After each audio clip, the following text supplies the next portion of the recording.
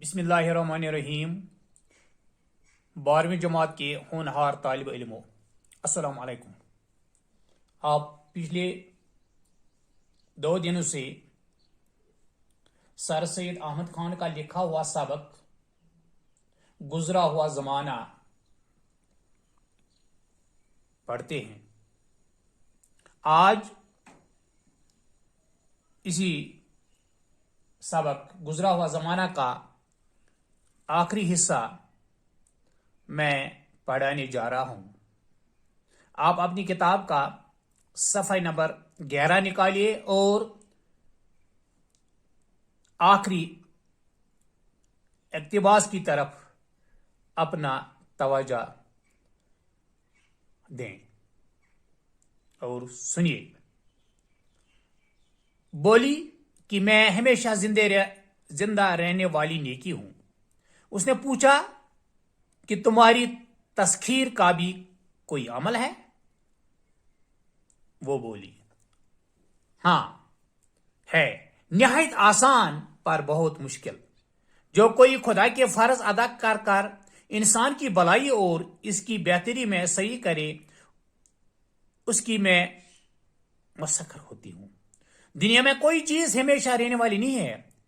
इंसान ही ऐसी चीज है जो आखिर तक रहेगा। जो भलाई के इंसान की बेहतरी के लिए की जाती है, वही नस्ल दर नस्ल आखिर तक चली आती है। नमाज, रोजा, हज, ज़कात इसी तक खत्म हो जाते हैं। इसकी मौत उन सब चीजों को खत्म कर देती है। मादी चीजें भी चंद रोज में फना हो जाती हैं, मगर इंसान की भलाई आखिर तक जारी रहती है। मैं तमाम इंसानों की रूह हूं। जो मुझको तस्खीर करना चाहे, इंसान की भलाई में कोशिश करे। कम से कम अपनी भलाई तो मैं दिल जान व माल से साई हो। यह कहकर वो दुल्हन गायब हो गई और बूढ़ा फिर अपनी जगह आ बैठा। अब फिर उसने अपना पिछला जमाना याद किया और देखा कि उसने अपनी 55 बरस की उम्र में कोई काम भी इंसान की भलाई और कम से कम अपनी कौम की भलाई का नहीं किया था। उसके तमाम काम जाती गरज पर मबनी थे। ये काम जो किए थे, सवाब के लालच और गोया खुदा को रिश्वत देने की गरज से किए थे। खास कौमी भलाई की खालिस नीयत से कुछ भी नहीं किया था। अपना हाल सोचकर वो उस दिल फरेब दुल्हन के मिलने से मायूस हुआ। अपना आखिर जमाना देखकर आइंदा करने की भी कुछ उम्मीद न पाई। तब तो निहायत मायूसी के आलम में चला उठा। हाय वक़्त, क्या फिर तुझे मैं बुला सकता हूं? हाय, मैं 10,000 दीनार देता अगर वक़्त फिर आता और मैं जवान हो सकता। ये कहकर उसने एक सरद बरी और बेहोश हो गया। थोड़ी देर न गुजरी थी कि उसके कानों में मीठी मीठी बातों की आवाजें आने लगी। उसकी प्यारी माँ उसके पास आकर खड़ी हो गई। उसको गले लगाकर उसकी बुलाएं ले। उसका बाप उसको दिखाई दिया। छोटे भाई बहन उसके गिरद आ खड़े हुए। अम्मा ने कहा, बेटा क्यों बरस दिन रोता है? क्यों तू बेकरार है? क्यों तेरी हज की बंद गई है? उठ, मुंह हाथ धो, कपड़े पहन तो रोज की खुशी मना। तेरे भाई बहन तेरे मुंतजिर खड़े हैं। तब वो लड़का जागा और समझा कि मैंने ख्वाब देखा और ख्वाब में बड़ा हो गया था।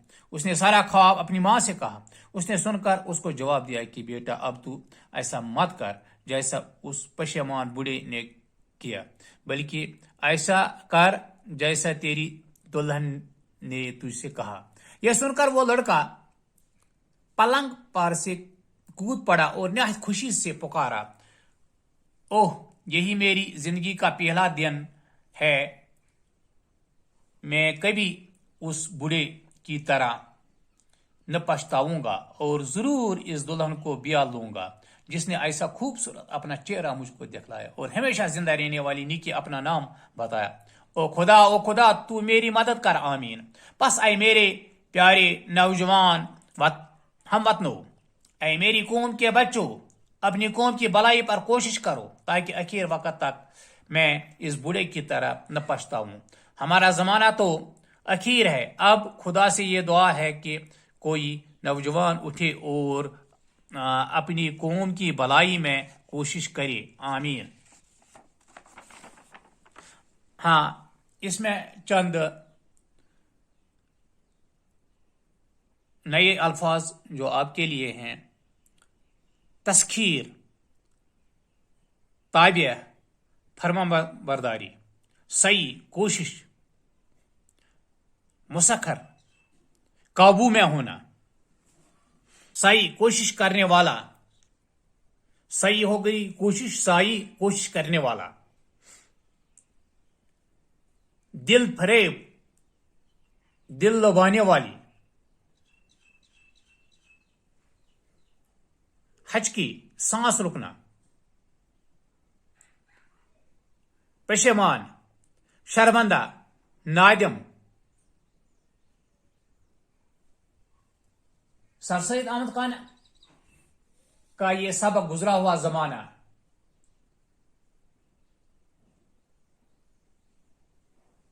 اس میں سر سید احمد خان نے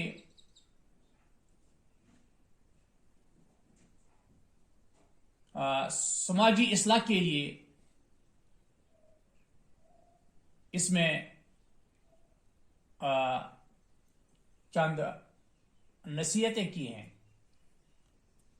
یہ تمثیلی انداز میں ایک لڑکے کے خواب کو بیان کرنے میں دراصل ان کا یہی مقصد اور پیغام کہ وقت خدا تعالیٰ کی طرف سے انسان کے لیے ایک عظیم نعمت ہے۔ وقت کا اچھا اور صحیح استعمال ہی دانشمندی ہے، کیونکہ وقت ایک ایسی شے ہے جو ہاتھ سے نکل جانے کے بعد واپس نہیں آتا ہے۔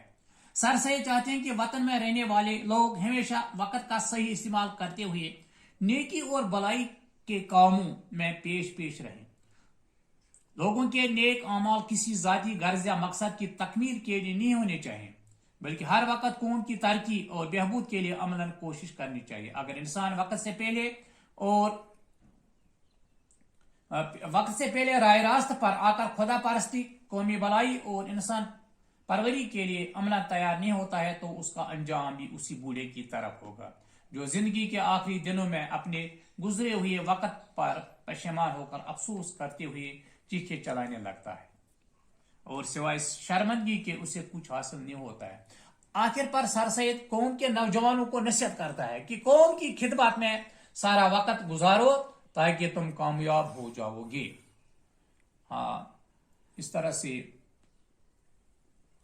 گزرا ہوا زمانہ کا یہ آخری حصہ مکمل ہو جاتا ہے، ساتھ ہی میرا آج کا موضوع بھی مکمل ہو جاتا ہے۔ خدا حافظ۔